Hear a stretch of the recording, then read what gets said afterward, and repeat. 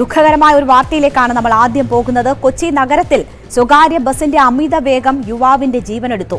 വൈപ്പിൻ സ്വദേശി ആന്റണിയാണ് മരിച്ചത്. ബൈക്കിനെ മറികടക്കാൻ ശ്രമിക്കുന്നതിനിടെ ബസ് ഇടിക്കുകയായിരുന്നു. ബസിനടിയിലേക്ക് വീണ ആന്റണി തൽക്ഷണം മരിച്ചു.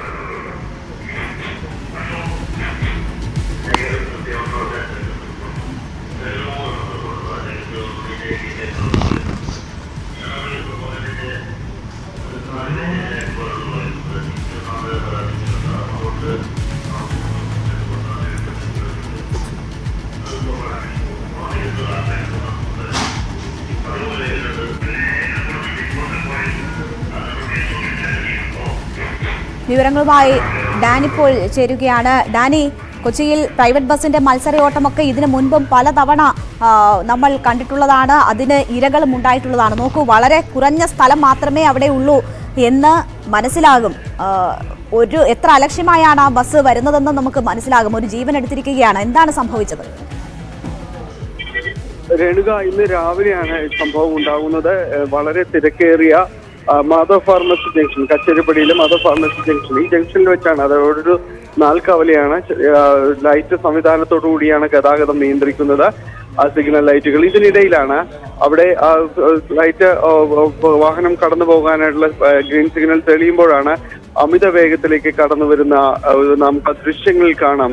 സ്വകാര്യ ബസ് കടന്നു വരികയും വളരെ സൈഡ് ചേർന്ന് പോവുകയായിരുന്ന ഇരുചക്ര വാഹനക്കാരൻ അതിദാരുണമാവും വിധം അതിലേക്ക് ബസ്സിനടിയിലേക്ക് അകപ്പെടുകയും ചെയ്യുന്നത്. അത് ബസ് തട്ടി അതിന് അടിയിലേക്ക് പോവുകയായിരുന്നു. അയാള് തൽക്ഷണം അവിടെ വെച്ച് മരിക്കുകയും ചെയ്തു. ഇത് തീർത്തും അശ്രദ്ധകരമായൊരു ഡ്രൈവിംഗ്. അത് അമിത വേഗത്തിൽ, അതുപോലെ തിരക്കേറിയ ഒരു ജംഗ്ഷനിൽ, അത് രാവിലെ തന്നെ ഇത്രയും ഒരു ഭ്രാന്ത് പിടിച്ചോടുന്ന രീതിയിൽ എന്ന പോലെ ഈ ബസ് മുന്നോട്ട് പോകാൻ ശ്രമിക്കുന്നത് കൊണ്ട് മാത്രമാണ് ഈ ഒരു അപകടം ഉണ്ടായെന്ന്. ഒഴിവാക്കാമായിരുന്ന ഒരു അപകടം, അതിൽ ഒരാളുടെ ജീവൻ കൂടി ഒരാൾ നഷ്ടമായിരിക്കുന്നു. കൊച്ചി നഗരത്തിൽ ഈ ബസ് മൂലമുണ്ടാകുന്ന ഒരു അപകടങ്ങൾ ഇത് സ്ഥിരമാകുന്നൊരു കാഴ്ചയാണുള്ളത്. പ്രത്യേകിച്ച് ഇരുചക്ര വാഹന യാത്രക്കാരാണ് കൂടുതലായും തന്നെ ചിത്രണത്തിൽ ഈ അപകടത്തിൽ കൂടുതലായും തന്നെ പെടുന്നത്. ഡാനി, നമുക്ക് കാണാം ആ രണ്ട് സൈഡിലും മറ്റേ റൈറ്റിലേക്ക് തിരിയാനുള്ള സിഗ്നൽ കാത്തു കിടക്കുന്ന 3-4 ടൂ വീലേഴ്സ് നമുക്ക് ആ ദൃശ്യങ്ങൾ കാണാം. ഇടതുവശത്തു കൂടി നേരെയുള്ള ലൈനിലേക്ക് പോകുന്ന വണ്ടികളുമുണ്ട്. ഇതിപ്പോൾ ഒരു വണ്ടിയിൽ മാത്രമേ തട്ടിയിട്ടുള്ളൂ എന്ന് പറയുന്നത് പോലും ഭാഗ്യമെന്ന് വേണ്ട ഈ ദൃശ്യങ്ങൾ കാണുമ്പോൾ നമ്മൾ മനസ്സിലാക്കാൻ. തീർച്ചയായും രേണുക, അത് കൂടുതൽ കുറച്ച് ഭാഗ്യം മറ്റുള്ളവർക്ക് അവശേഷിക്കുന്നത് കൊണ്ടാണ് കൂടുതൽ പേർ അതിനടിയിലേക്ക് പോകാതിരുന്നത്. അതിൽ തീർത്തും അതിദാരുണമാം വിധം ഈ ആന്റണി എന്ന യാത്രക്കാരൻ, വൈപ്പിൻ സ്വദേശി, അദ്ദേഹത്തിന്റെ വാഹനത്തിൽ തട്ടുകയും അദ്ദേഹം വാഹനത്തിന് അടിയിലേക്ക് വീഴുകയും തൽക്ഷണം ആ ബസ് കയറി മരിക്കുകയും ചെയ്യുന്നു. ഇത് അല്പം കൂടി ശ്രദ്ധിച്ച് ഓടിച്ചിരുന്നെങ്കിൽ, മറ്റൊന്ന് നമുക്ക് ആ ദൃശ്യങ്ങൾ കാണുമ്പോൾ ഏതൊരാൾക്കും പറയാവുന്ന ഒരു കാര്യം, ഒന്ന് ശ്രദ്ധിച്ചിരുന്നെങ്കിൽ ഒഴിവാക്കാവുന്ന ഒരു അപകടം. ഒരു അല്പം കൂടി ജാഗ്രത പുലർത്തി നിരത്തുകളിലേക്ക് ഇവർ ഈ ഭ്രാന്ത വേഗതയിലല്ലാതെ ഇറങ്ങിയിരുന്നെങ്കിൽ ഒരാളുടെ ജീവൻ ഈ ബസ്സിനകത്തും ഈ പുറത്തുമുള്ളതൊക്കെ മനുഷ്യ ജീവനുകളാണ് എന്നൊരു ബോധ്യം മാത്രം മതിയായിരുന്നു ഈ ജീവൻ രക്ഷിക്കാൻ. ഡാനി, ഈ സംഭവം നടന്നിട്ട് നമുക്കറിയാം, അടുത്ത് നിന്ന വണ്ടിയിൽ നിന്ന് ഒരു യുവാവ് വളരെ പെട്ടെന്ന് ഓടി വന്ന് ആ ബൈക്ക് പൊക്കി മാറ്റുന്ന നമുക്ക് ദൃശ്യങ്ങൾ കാണാം. പക്ഷെ ഈ വാഹനം വളരെ വേഗത്തിൽ കടന്നു പോവുകയാണ്. ഈ ഡ്രൈവറെ പിടിച്ചിട്ടുണ്ടോ? എന്തെങ്കിലും നടപടികൾ ഈ കാര്യത്തിൽ ഉണ്ടായിട്ടുണ്ടോ? ഇക്കാര്യത്തിൽ പോലീസ് ഈ വാഹന യാത്രക്കാരെ ഈ ബസ് ഓടിച്ചിരുന്നവരെ പോലീസ് കസ്റ്റഡിയിൽ എടുത്തിട്ടുണ്ട്. കാരണം ഇത് സമീപത്തുണ്ടായിരുന്നവരടക്കം എല്ലാവരും ഇവിടേക്ക് ഓടിയെത്തുന്നത്. കാരണം ഇതിനടിയിലേക്ക് ഒരാൾ പെട്ടുപോകുന്നത് പോലും ഇവർ അത് ശ്രദ്ധിക്കുന്നില്ല എന്നതാണ്. നാട്ടുകാരെ ആ പരിസരത്തുണ്ടായിരുന്നവരെല്ലാവരും ഒച്ചവെക്കുകയും ബസ് നിർത്തുകയും ചെയ്യുന്നു. തുടർന്ന് ആ സമയത്ത് അവിടെ ഉണ്ടായിരുന്ന ട്രാഫിക് പോലീസുകാർ ഇവരെ അവിടേക്ക് എത്തുകയുമാണ് ചെയ്തത്. ഇയാളെ ട്രാഫിക് സ്റ്റേഷനിലേക്കാണ് ഇവിടെ അടുത്തുള്ള നോർത്ത് സ്റ്റേഷനിലേക്കാണ് അവരൊക്കെ ഇയാളെ മാറ്റിയിരിക്കുന്നത്. ഈ ബസ് വാഹനം ഓടിച്ച ഒരാളെ മാറ്റിയിരിക്കുന്നത്. ഇതിൽ ഉടമയോടടക്കം ഇവിടേക്ക് അടിയന്തരമായി എത്തണമെന്ന് അടക്കം ആവശ്യപ്പെട്ടിട്ടുണ്ട്. പക്ഷേ ഇത്തരം സംഭവങ്ങളിലെല്ലാം തന്നെ മനഃപൂർവ്വമല്ലാത്ത നരഹത്യ, അത്തരം കേസുകൾ, തീർത്തും ദുർബലമായ കേസുകളെല്ലാം ചുമത്തി ഇവരെല്ലാം അടുത്ത ദിവസങ്ങളിൽ ജാമ്യത്തിലിറങ്ങുകയും വീണ്ടും ഇപ്പോൾ ആന്റണി രാജു ഗതാഗത മന്ത്രി മാധ്യമങ്ങളെ കാണും. വളരെ കർശനമാക്കിയത് കൊണ്ടാണ്, കർശനമാക്കുന്നു എന്നുള്ള പരാതിയും വളരെയധികം ഉയർന്നിട്ടുണ്ട്. അതുകൊണ്ടാണ് ഒരു പരിധിവരെയെങ്കിലും അപകടങ്ങൾ ഇപ്പോൾ കുറഞ്ഞിരിക്കുന്നത്. പക്ഷേ ഇനിയിപ്പോൾ നമ്മുടെ ആർട്ടിഫിഷ്യൽ ഇൻ്റലിജൻസ് ക്യാമറ അതിൻ്റെ പ്രവർത്തനം സജ്ജമാവുന്നതോടുകൂടി ഇത്തരം അപകടങ്ങളിൽ പെടുന്ന വാഹനങ്ങളുടെ കൃത്യത നമുക്ക് മനസ്സിലാക്കാനും അവയ്ക്കെതിരെ നടപടികൾ കർശനമാക്കാനും കഴിയും. അതിൻ്റെ ട്രയൽ റൺ കഴിഞ്ഞിരിക്കുന്നു. ക്യാബിനറ്റിൻ്റെ ഒരു തീരുമാനം കൂടി വന്നാൽ അതിൻ്റെ പ്രവർത്തനം ആരംഭിക്കുന്നതാണ്. അതിനുള്ള നടപടികൾ ഏതാണ്ട് പൂർത്തിയായി വരികയാണ്. അത് വരുന്നതോടുകൂടി 726 ക്യാമറകളാണ് സംസ്ഥാനത്തുടനീളം സ്ഥാപിച്ചിട്ടുള്ളത്. അതിൻ്റെ പ്രവർത്തനം സുഗമമാകുന്നതോടുകൂടി ഇത്തരം അപകടങ്ങളെ കുറച്ചുകൂടി നിയന്ത്രിക്കാൻ ഗവൺമെൻറ്റിന് കഴിയും, മോട്ടോർ വെഹിക്കിൾ ഡിപ്പാർട്ട്മെൻറ്റിന് കഴിയും. അതിനുള്ള ഒരു ചെറിയൊരു താമസം മാത്രമാണുള്ളത്. ഏതായാലും അമിത വേഗതയിൽ ഓടുന്ന വാഹനങ്ങളുടെ ഡ്രൈവർമാർക്കെതിരെയും ഉടമകൾക്കെതിരെയുമുള്ള നടപടി വളരെ കർശനമായിരിക്കും. കർശനമായ നടപടികൾ എടുക്കുന്നുള്ള പരാതി വ്യാപകമായി ഉണ്ടെങ്കിൽ പോലും നടപടികൾ എടുക്കുന്നതിൽ നിന്ന് മോട്ടോർ വെഹിക്കിൾ ഡിപ്പാർട്ട്മെന്റ് പിന്നോട്ട് പോകുന്നതല്ല. ഒരു കാര്യം കൂടി, ഏപ്രിൽ മുതൽ ഡീസലിന് 2 രൂപ കൂടുകയാണ്. KSRTC അല്ല, അതായത് കേന്ദ്ര ഗവൺമെന്റിൽ നിന്നും സംസ്ഥാന ഗവൺമെന്റിനോട്, പ്രത്യേകിച്ച് കേരള ഗവൺമെന്റിന് ഇത്രയേറെ പ്രതികൂലമായ ഒരു നിലപാടെടുക്കുന്ന ഒരു കാലഘട്ടം ഉണ്ടായിട്ടില്ല. കേന്ദ്ര ഗവൺമെന്റിന് കിട്ടേണ്ട വിഹിതം ഓരോ കാലങ്ങളിലും ഇങ്ങനെ കുറച്ച് സാമ്പത്തികമായ വിഹിതം കുറച്ച് ശ്വാസം മുട്ടിക്കാനാണ് കേന്ദ്ര ഗവൺമെന്റ് ശ്രമിക്കുന്നത്. അങ്ങനെ ശ്രമിച്ചാൽ അതിൻ്റെ മുന്നിൽ മുട്ടുമടക്കാൻ കേരളത്തിന് കഴിയില്ല. അതുകൊണ്ട് ഇവിടെ തുടങ്ങിയിരിക്കുന്ന വികസന പ്രവർത്തനങ്ങൾ, നടത്തിക്കൊണ്ടിരിക്കുന്ന സാമൂഹ്യ സുരക്ഷാ പരിപാടികൾ, പെൻഷനുകൾ ഉൾപ്പെടെയുള്ള കാര്യങ്ങൾ, അതെല്ലാം നിലനിർത്തിക്കൊണ്ടു പോകാൻ ഗവൺമെന്റിന് ബാധ്യതയുണ്ട്. അതിന് കേന്ദ്ര ഗവൺമെന്റ് അതിനെ അട്ടിമറിക്കാൻ ഉള്ള നിലപാടെടുത്താൽ അതിനെ അതിജീവിക്കാനുള്ള മാർഗങ്ങൾ സംസ്ഥാന ഗവൺമെന്റ് കണ്ടെത്തും. അത് ഈ കേരളത്തിൻ്റെ നന്മയ്ക്ക് വേണ്ടിയിട്ടാണ്, അല്ലാതെ കേരളത്തിലെ ആരെങ്കിലും പ്രത്യേകം ബുദ്ധിമുട്ടിക്കുന്നതിന് വേണ്ടിയിട്ടല്ല. സാധാരണ ജനങ്ങളെ സംബന്ധിച്ചിടത്തോളം ഇതൊരു ബുദ്ധിമുട്ടാണെന്നുള്ളത് ഇതുവരെ പറയാൻ കഴിയില്ല. കാരണം അവർക്ക് കിട്ടിക്കൊണ്ടിരിക്കുന്ന നന്മ നിറഞ്ഞ പ്രവർത്തനങ്ങൾ തുടരുക എന്നുള്ളത് ജനങ്ങൾ ആഗ്രഹിക്കുന്ന ഒന്നാണ്.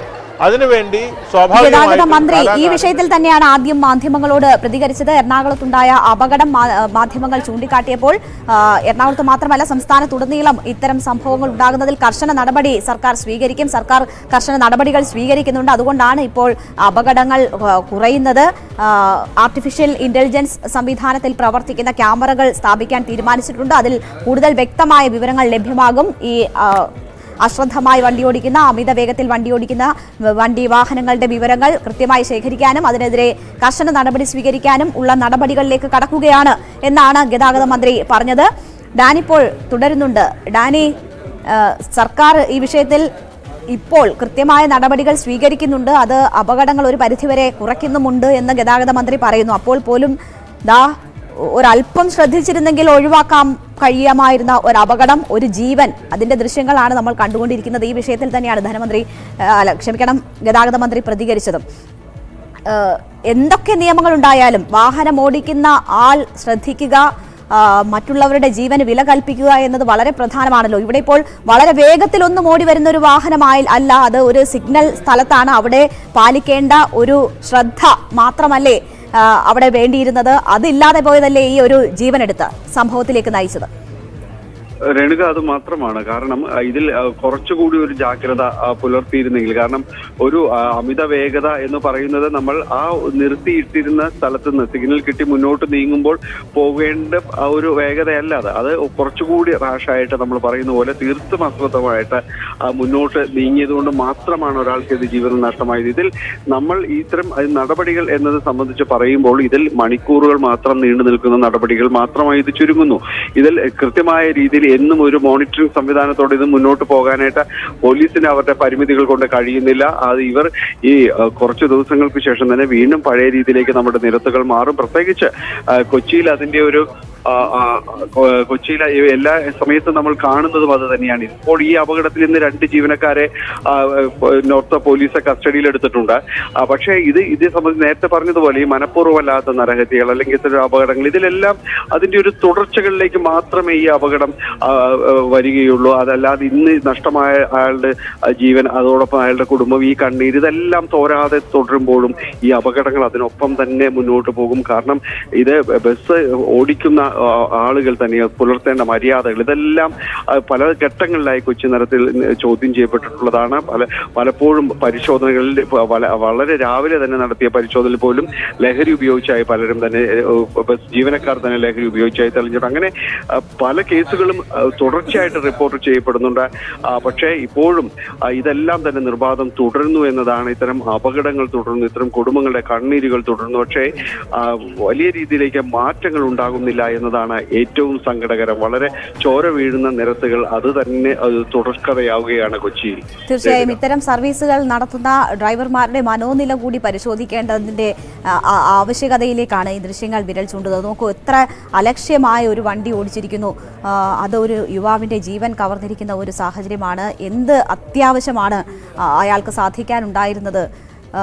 എത്ര അലക്ഷ്യമായാണ് വാഹനം ഓടിച്ചത്. അതാണ് ഒരു യുവാവിന്റെ ജീവൻ എടുത്തിരിക്കുന്ന സംഭവത്തിലേക്ക് നയിച്ചത്. എന്തായാലും ഇതിനെതിരെ കർശനമായ നടപടികൾ തുടരും എന്നാണ് ഗതാഗത മന്ത്രി പറഞ്ഞത്. ഇത്തരക്കാർക്കെതിരെ കർശന നടപടികൾ സ്വീകരിക്കുമെന്ന് അദ്ദേഹം പറഞ്ഞിരിക്കുന്നു. എന്തായാലും ഡ്രൈവർ ഇപ്പോൾ പോലീസിന്റെ പിടിയിലാണ്.